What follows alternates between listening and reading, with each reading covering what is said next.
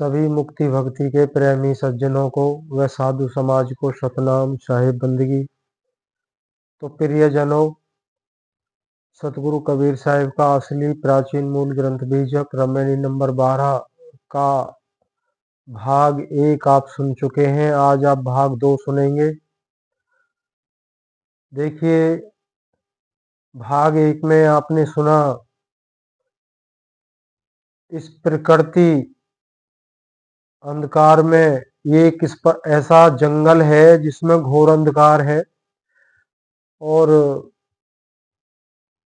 ऐसे हिंसक जानवर इसके अंदर हैं जिनसे डरती हुई भटकती हुई जीवात्मा अपने सुरत भाव से उसको कोई भी रास्ता नजर नहीं आ रहा है।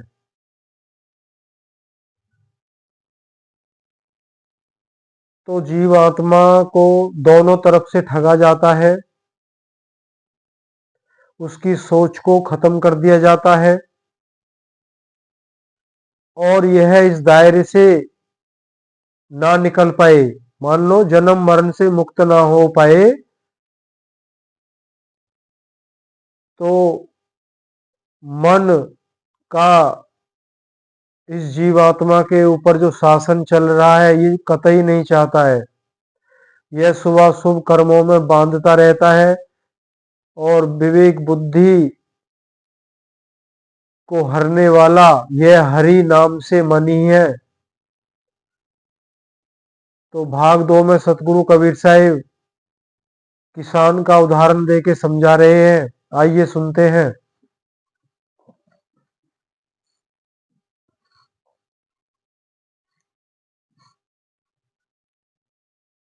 जैसे जीवात्मा जहां कहीं भी जाती है अपने बचाव के लिए, उसे सगुण साकार निर्गुण निराकार आदि उपासना में पूजा अर्चना में उसे बांध दिया जाता है।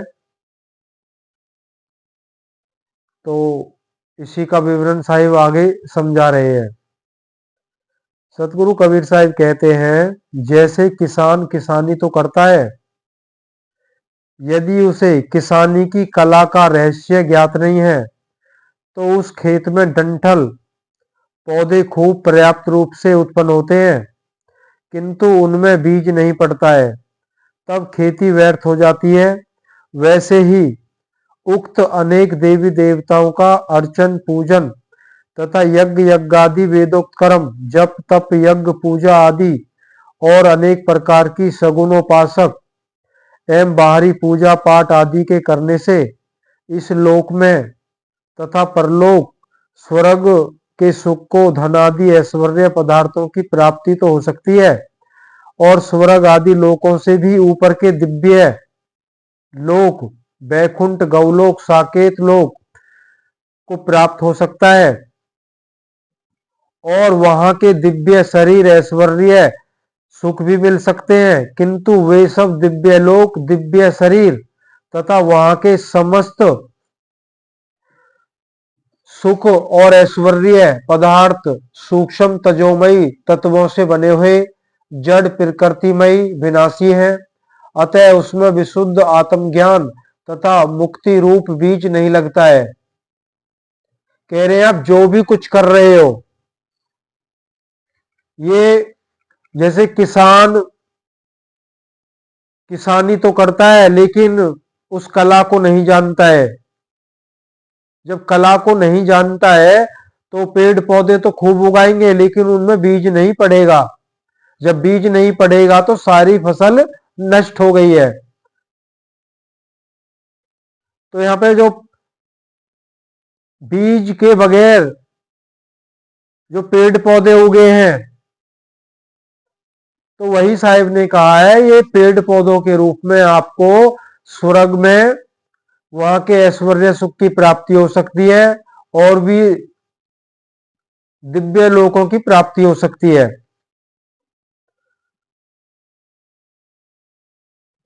आगे कह रहे हैं, अतः उसमें विशुद्ध आत्मज्ञान तथा मुक्ति रूप बीज नहीं लगता है जिससे सदा के लिए यह जीव जन्म मरण आदि से समस्त बंधनों से छुटकारा पाकर निर्भय हो जाता है।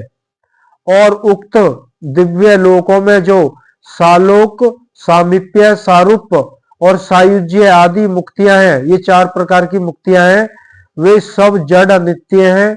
अतः वहां से पुनः लौटकर संसार में आता है। भूले हुए समस्त जीव उक्त दिव्य जड़ लोगों को तथा वहां के इष्ट स्वामियों को सत्य मानकर उन्हीं में फंसे रहते हैं और फंसते हैं। जब तक जड़ चेतन आत्मा परमात्मा के स्वरूप का सत्य यथार्थ ज्ञान नहीं होता है, तब तक सत्य अखंड मुक्ति की प्राप्ति नहीं हो सकती है। देखिए, बिल्कुल साहिब ने क्लियर कर दिया है।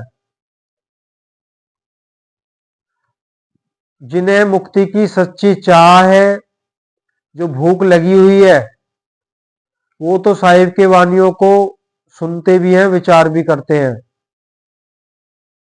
और सुनने में रस भी आता है। एक समय ऐसा आता है जब हमें ज्ञात होता है हमारा जीवन पूरा व्यर्थ में चला गया, झूठी आस लगाए बैठे थे, वो सब व्यर्थ हो गया। इसीलिए सतगुरु कबीर साहब कहते हैं, मनुष्यों, तुम इस संसार सागर रूप अनेक दिव्य लोक रूप अपार झीलों में तैरना छोड़ दो और अनेक कर्म तथा सगुण निर्गुण उपासनाओं का त्याग करो। अर्थात यह बेकार का झमेला अथवा अनेक प्रकार की खींचातानी छोड़ो, क्योंकि इसमें गुरु और चेला दोनों डूब गए हैं। सतगुरु कबीर साहब ने आंखों देखा हाल वर्णन किया है। कह रहे, मैंने गुरु और चेला दोनों को डूबते हुए देखा है। कहाँ? जन्म मरण के भवसागर में।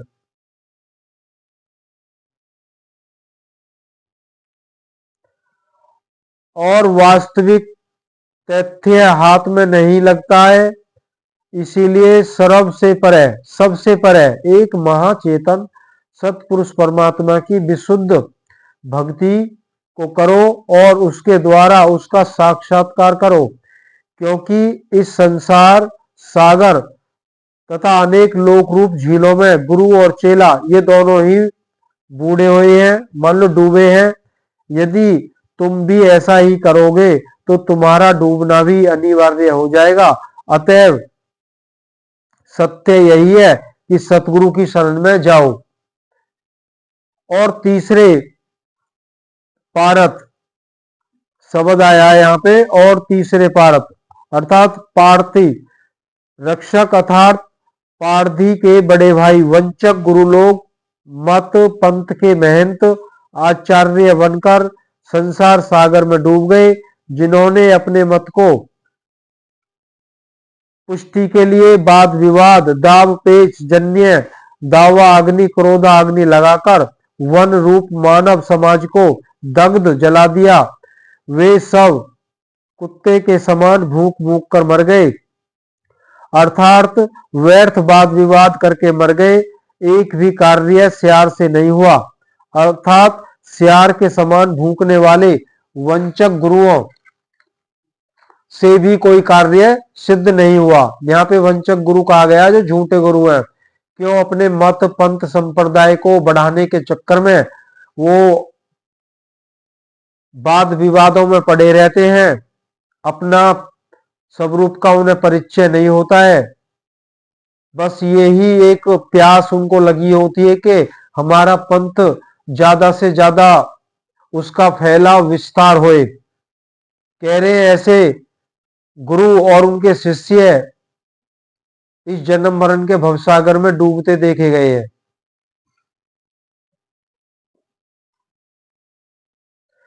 कह रहे हैं आगे, उनके उपदेशों से शिष्य का कोई भी कल्याण नहीं हो सका। भाव यही है कि झूठे नेता तथा आत्मज्ञान विहीन वंचक झूठे गुरु लोग संसार में अशांति फैला देते हैं और झूठी आवाज सुनकर कुत्ता भूखते भूखते मर जाता है। वैसे ही आत्मज्ञान विहीन अज्ञानी वंचक गुरु लोग वक्ता बकते बकते मर जाते हैं तथा पहले भी मर गए, और सियार की तरह उन कायर लोगों से कुछ भी मुक्ति का कार्य सफल नहीं हुआ। देखिए सतगुरु कबीर साहब ने वो निर्भयता के साथ में उन्होंने सत्य का उद्घोष किया है।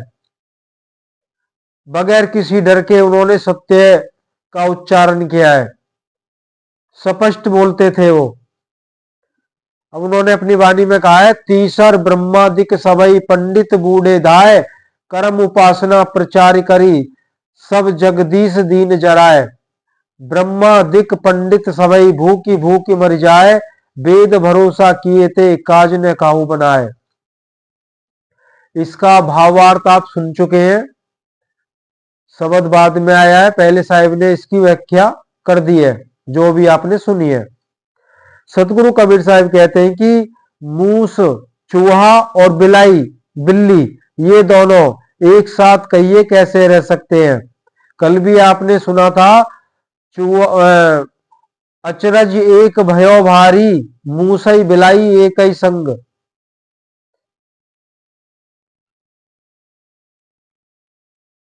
कहते हैं इसी प्रकार जीव और माया भी एक साथ कहिए कैसे रह सकते हैं। हे संतो, यह एक आश्चर्य है। तो देखिए, हाथी सिंह को खा रहा है, इसका वास्तविक तात्पर्य यही है कि चेतन आत्मा अपने स्वरूप को भूलकर जीव तत्व दशा में अपने को चूहे की तरह निर्बल लाचार मान रहा है, और अपने से उत्पन्न जड़ या प्रकृति माया में पदार्थ बावन अक्षर तथा उनसे बने हुए स्वर व्यंजन संयुक्त शब्द मंत्रों को और ओहम सोहम रा रंकार राम संग सहनाई बीना बांसुरी आदि धुनात्मक ब्रह्मांडी शब्दों के एवं तत्वमसी अयात्मा ब्रह्म प्रज्ञानम ब्रह्म अहम ब्रह्मास्मि इन महावाक्यों को तथा त्रिकुटी से लेकर चोटी के नीचे तक विभिन्न प्रकार की दिव्य ज्योतियों का ये सब जड़ माइक चमत्कार पदार्थ है। अब यहाँ पे अभी साहिब ने चूहे और बिल्ली का जो उदाहरण दिया है, कह रहे हैं जीव आत्मा अपने सुरत भाव से स्वयं को भूल गई है, और ये अपने को लाचार और डरी हुई सहमी हुई अपनी अवस्था में है, इस अवस्था में है, बहुत डर रही है। और जो बिल्ली, माया रूप बिल्ली और चूहा रूप आत्मा, चेतन आत्मा,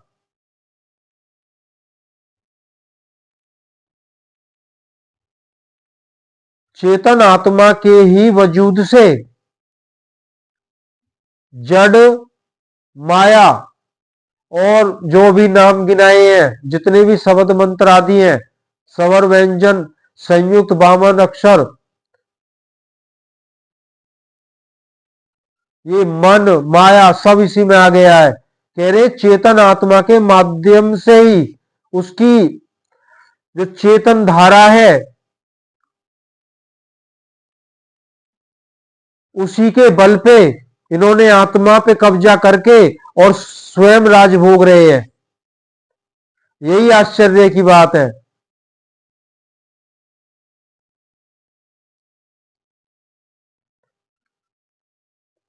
कह रहे ये सब जड़ चमत्कार माइक पदार्थ हैं, अतः इनको भी कल्याण का एक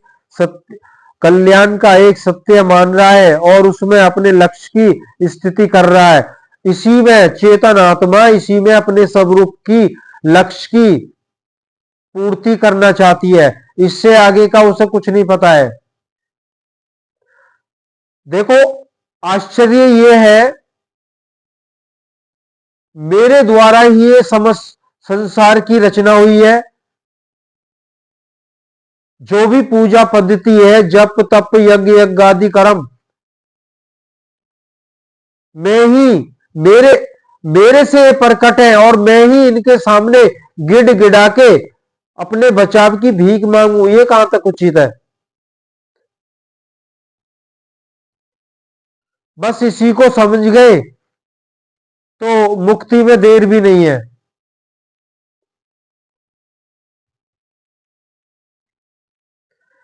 कह रहे हैं इसी में अपने स्वरूप के लक्ष्य की स्थिति करना चाहता है।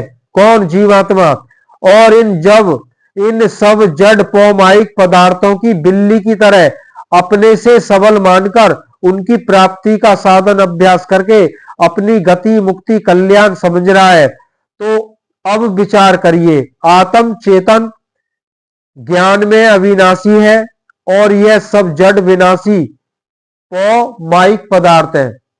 अब देखो साहिब ने स्पष्ट कर दिया है, सतगुरु कबीर साहिब कह रहे हैं जो चेतन आत्मा है यह ज्ञान में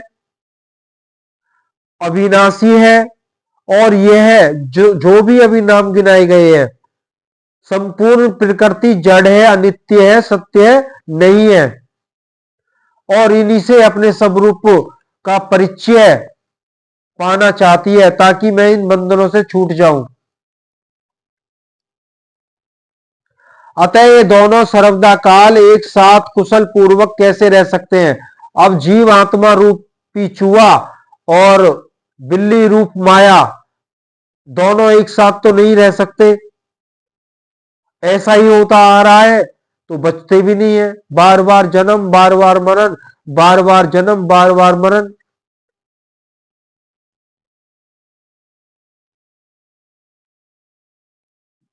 क्योंकि जैसे चूहा को बिल्ली खा जाती है अतः उसी प्रकार ये पौ माया भी जीव को खा जाती है, अर्थात गुमराह करके फंसाकर समा अपने में संभालेगी और अनेक जड़माइक लोकों में भ्रमण भी कराएगी, जन्म मरणादि बंधनों से नहीं छूटने देगी।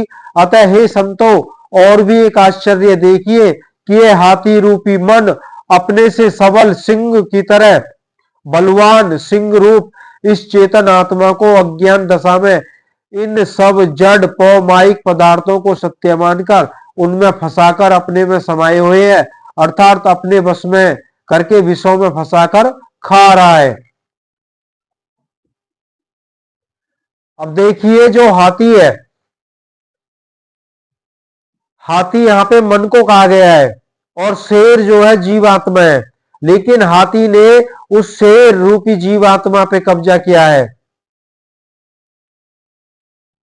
अपने वश में करके इसे अनंत योनियों में शरीरों में भ्रमण करा रहा है।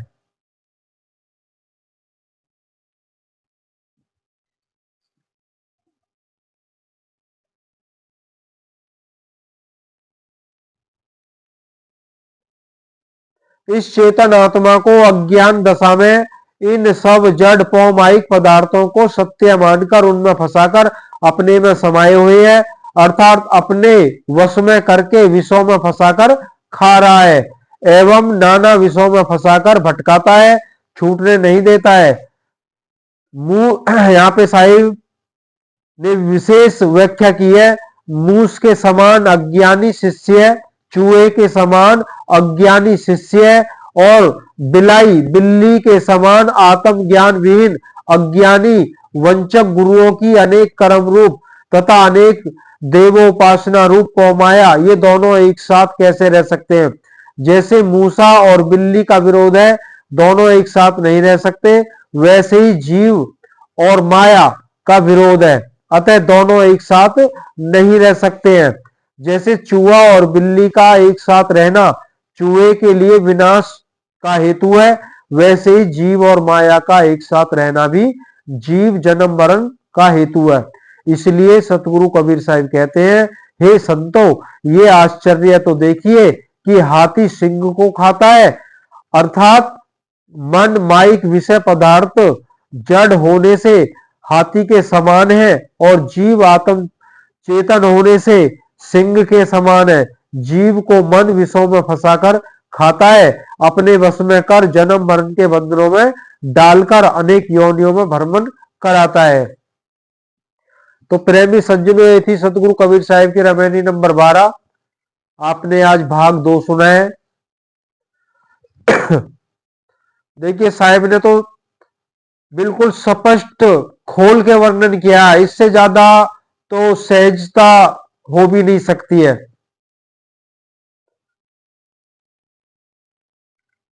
हम अपने जन्म मरण का जो भी इस पिंड से स्वयं को छुड़ाना चाहते हैं और छुड़ाने के लिए जो भी कुछ करते हैं वही माया है। इसलिए सतगुरु कबीर साहब के उपदेशों पर ध्यान दें, उन्हें गहनता से समझने की बहुत ज्यादा आवश्यकता है। तभी उम्मीद की जा सकती है कि पार उतारा हो जाएगा। सतनाम साहिब बंदगी।